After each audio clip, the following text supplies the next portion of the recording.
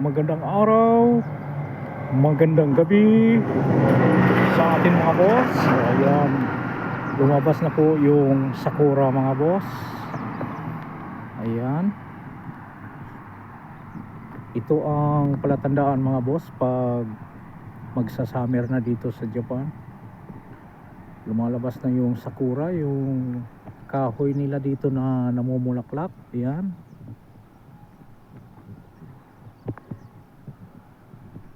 Diba? Ang ganda mga boss. Kakaunti pa lang ito, yung iba nandun pa sa dulo. Ito lang muna kunan natin kasi galing tayo sa trabaho mga boss. Dumaan lang tayo saglit, kunan lang natin ng picture konti kasi ang ganda tignan. Ayan,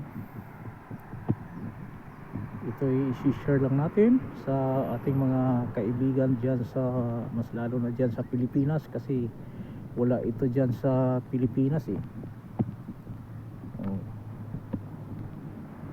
Ayan, itong mga dahon na to mga bossing, mas lalo na dyan sa Pilipinas o sa ibang bansa na walang ganito, Sakura, ito yung tawag nila na blossom,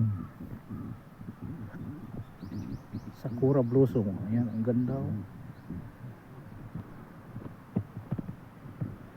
Ayan, itong mga bulaklak na to pag nalaglag to, ang papalit nito mga dahon na naman. Ayan, dahon. Ayan, andun yung service ko, yung sakyan ko. Minto ko muna saglit kasi gusto kong kunan muna tong ano natin eh, yung view dito kasi ang ganda eh. Kaya minto muna ako saglit. Ayan, pwede naman pumarking saglit eh. Ayan, sakyan natin. Okay.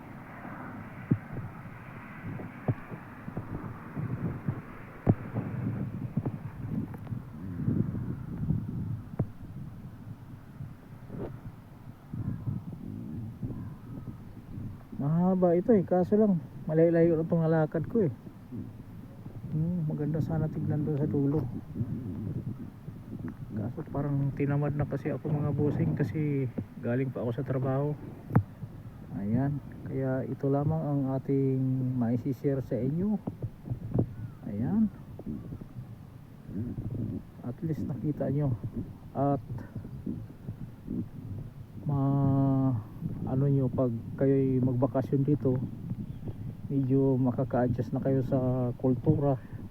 Kasi kami nung pumunta kami dito sa Japan, naninibago kami pag nakita namin to. Yung nakakamangha, parang bago sa paningin. Ang ganda na hindi namin malaman na ignorante ba kami o anong pakiramdam, parang gano'n.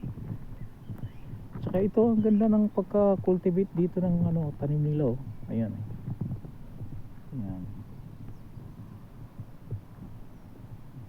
Ang ganda. Sakura din yata ito eh. Pinutulan lang. Parang gano'n. Ayan. Meron din sana doon sa dulo, kaso lang malayo na doon sa dulo. Ayan.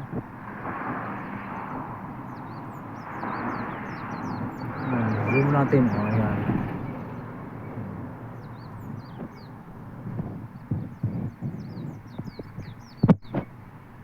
Dulong-dulo na, malayo na. Ayan eh. Tsaka yung mga bahay dito, ganyan gusto kong bahay dito. Yung malaki ang space, pwede ka makapagtanim-tanim kasi masarap magtanim dito ng mga gulay mga boss. Kasi may nabibiling dito, mga buto.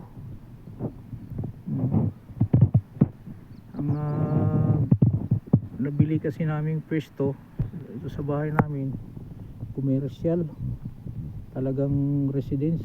Gusto ko sana yung ganito, yung mga malapit sa bundok kasi may sasakyan naman, kaya pwede kang